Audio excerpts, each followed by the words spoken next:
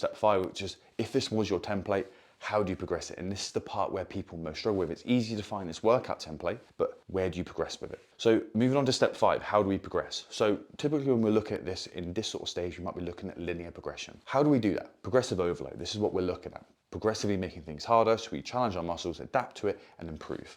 Okay, so a typical way, especially with calisthenics, is adding volume. Okay, people will tend to, when they get to a certain point, when they've hit a certain rep count, they will add a rep and they'll keep adding a rep and they'll do that so forth.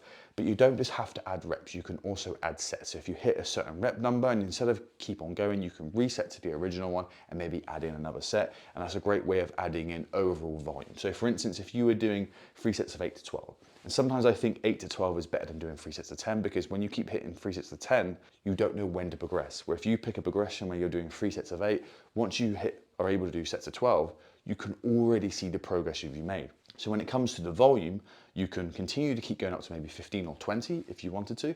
But if you're like, well, no, I don't want to do more than 12, you could just reset it back to 8 and do 4 sets.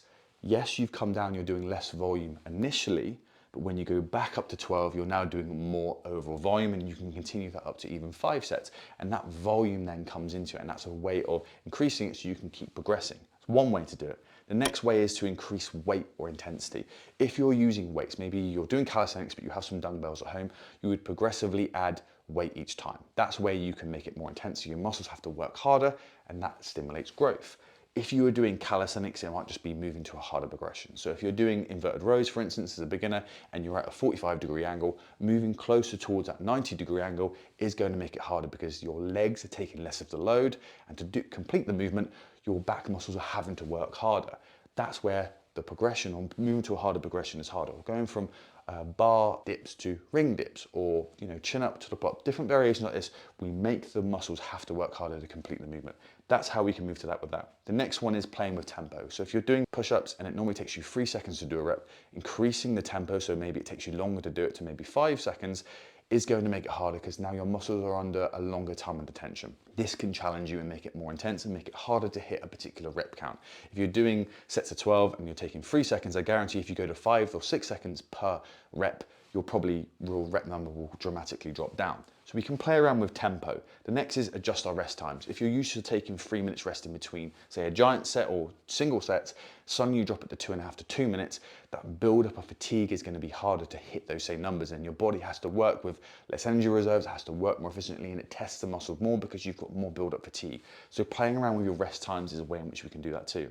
The next one is frequency. If you're working out 2 times a week doing this, and suddenly you go, right, I've got to a point where I feel like I'm progressing well, I'm going to add in another workout a week. Your overall weekly volume is going to increase. The more work that you're doing and more often testing your muscles is going to lead to progression there as well. The next thing is obviously adding in exercises. So this is something I want to talk about because what kind of inspired this post was someone asking about programming and how we can incorporate that into adding exercises. So it's something I want to talk about in the next point, but you can add in exercises. So for instance, if you were doing this workout here and you decided, you know what, I want to combine and add these exercises in, you're doing more work. You're double the amount of volume you're doing and you're working your muscles in different movements. One final thing that I want to point out here is on how to progress is going to failure. Going to failure can be one way in which you can test yourself to push yourself a little bit harder. My advice is to not go to failure every single set, every single workout. If you want to, you can, and it can sort of help you to progress, but I think you're more likely to do overall less volume and you're more likely to hit a plateau. If you're insistent on wanting to go to failure, then my advice is to do it on your last set of each exercise. So at least you can push yourself, you might squeeze out an extra few reps, but the sets after that aren't going to be affected because you're moving to a different muscle group. So that's my one point when it comes to going to failure.